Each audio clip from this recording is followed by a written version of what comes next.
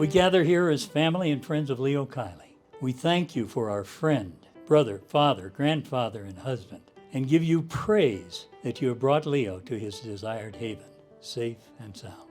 Part of the 107th Psalm of David is inscribed on the Fisherman's Memorial, just north of Leo's birthplace in Marblehead, Massachusetts. I remember going there with Leo. Ironically, we were on our Harleys. So through all the difficulties, you can feel Leo's joy when the sails were full and his hair caressed the wind.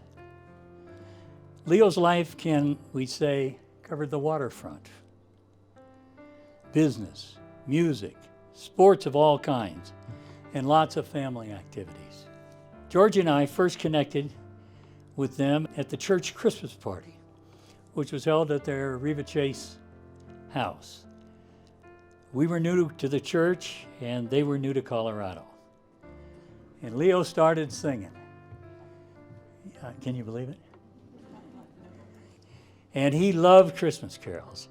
So he started singing Christmas carols, and we all chimed in. And there was a spot where we just started singing harmony together, and it worked. And so for years, we enjoyed the harmony, just harmonizing together. A few days after Leo passed, I woke up one morning singing an old gospel quartet song that says, "It's a great, great morning, your first day in heaven, when you stroll down the Golden Avenue." And I thought, wait a minute, stroll.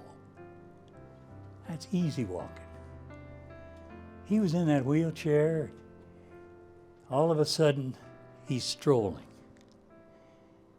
Leo is easy walking down the Golden Avenue and the lush fields and the grassy hillsides in his desired haven.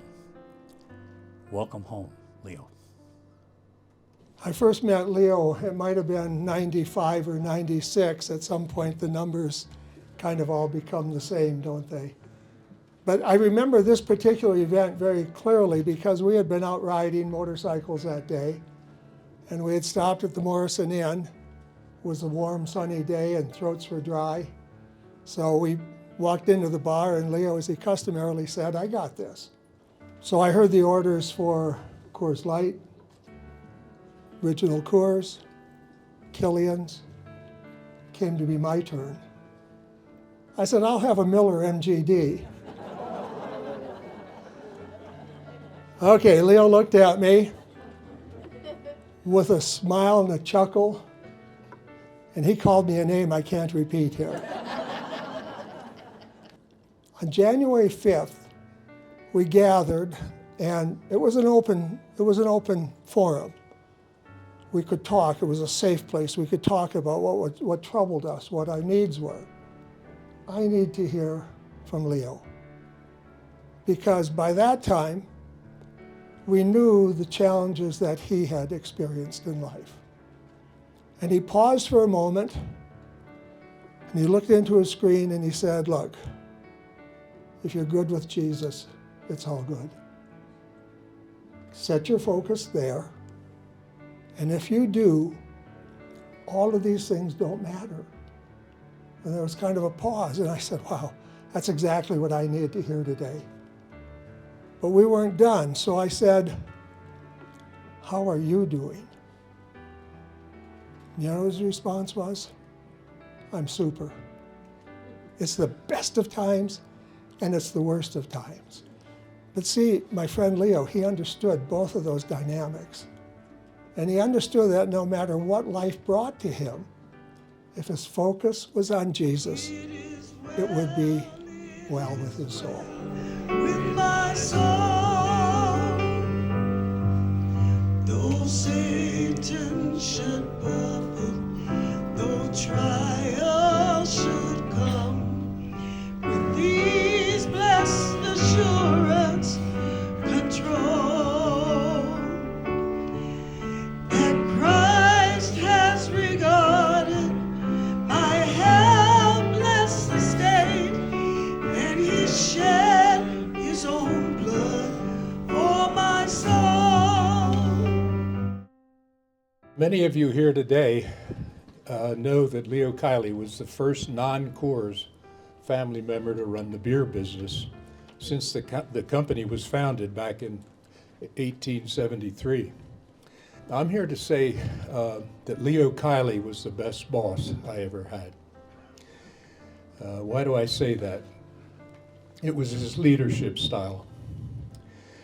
Collaborative, encouraging, empowering, communicating, educating, modeling. Most importantly, it was a putting his faith in action style of leadership. So Leo was in 2 Bible studies, the Harley Hunter group, and the one that Brad and Ronnie and I were part of. Leo became an active and contributing member to our group, missing sessions only for medical appointments and treatments. He followed Jesus' brother's James guidelines in being quick to listen and slow to speak. His observations and insights inspired each of us to move forward in being good old men, putting our faith in action. Thank you, Leo.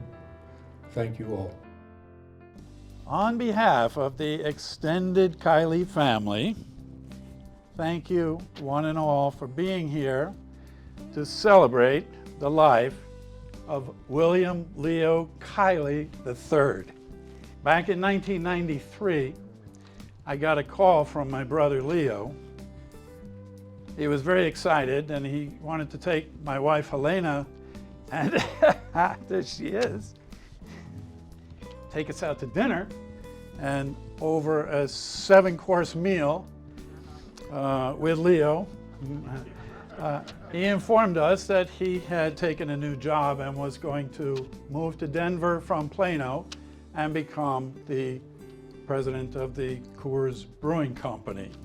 And I think, looking back, that there was something very providential about his move to Denver, you guys. That's because William Leo Kiely I was the proprietor of an Irish pub in Marblehead, Massachusetts called the Riptide. It's a classic Irish pub, and you have to imagine Leo as a toddler. I know that's hard to imagine. Little Leo sitting up on the bar in the Riptide with my grampy banging away the keys on the piano, and my father, Dadzo, leading the customers in song. So, I remember singing along with those guys. And I know that that's where Leo developed his love for singing, good times, and probably beer. Yeah. Brother Leo, may the footprints you have left behind be an inspiration to Susan, Bill, Whitney, all of us, and everyone here whose lives you have touched in remembrance. What a wonderful God to place Leo in my life. I don't believe it was an accident. I don't believe it was a twist of fate. I believe it was a gift from a loving God. I think back on my relationship with Leo, and I can see God's hand in our relationship. He taught me so much about being a brave and gentle guide. So I began to read these passages about gifts from God. I'm going to read them to you, but I want you to take a look at Leo and tell me, as I read these, can't you just see it? Can't you just see it in Leo? As a prisoner for the Lord, then I urge you to live a life worthy of your calling. Be completely humble, gentle, patient, bearing with one another in love. And the person who pleases God, God gives them wisdom, knowledge, and happiness. The fruit of the Spirit is love, joy, peace, forbearance, kindness, goodness, faithfulness, gentleness, and self-control. Every one of them described my friend Leo. And finally, a cheerful heart is good medicine. Can't you see that big smile, that big laugh, and his favorite saying, oh my.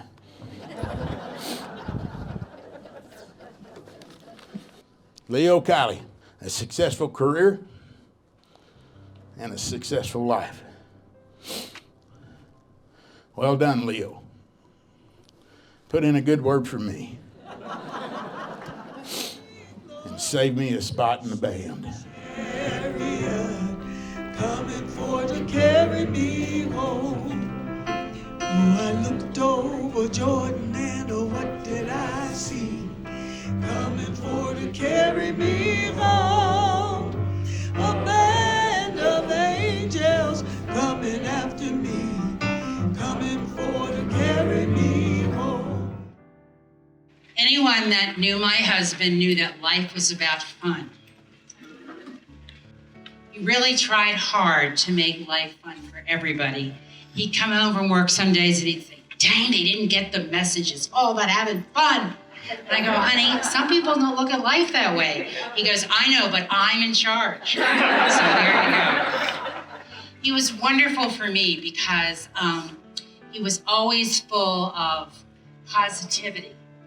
And I don't know if any of you have ever studied the different types of personalities we are born with, but I was not born with that personality of positivity.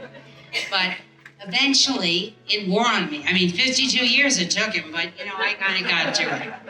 Leo loved his children. He really did.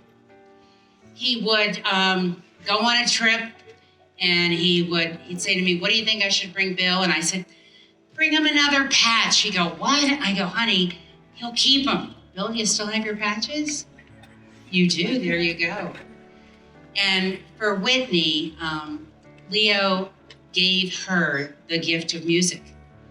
He loved the fact that when she was little, she liked to sing along. And he has just expressed to me so many times how it's so wonderful how his grandchildren love music. He's so proud of his grandchildren. And yes, Leo knows how special they are. He knows how special their parents are. He had such good friends. He had good friends that stood by him when times were rough. When he said, why is this happening to me? He had good friends that shared his faith in Jesus. He had good friends that fought the hard fight. Bosses that didn't understand that people weren't just people, just numbers. They were human beings that had to be respected.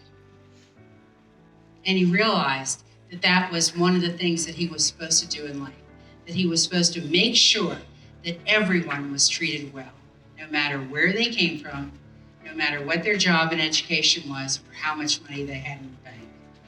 And I know many of you know that he did live that value. People say to me, how are you doing? And I go, I'm doing good, and I am doing well. I am doing well because I know that my husband loved Jesus, and he asked Jesus into his life, and thus he was asked someday to come to heaven. So I know he's there. I know he's there with his parents, with his brother. I know he's there with so many friends. And I think he would ask me to ask you to love well.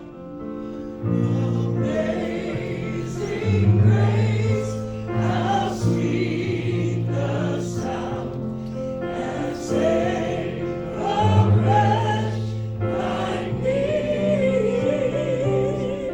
I once was lost, but now I'm found. Was blind, but now I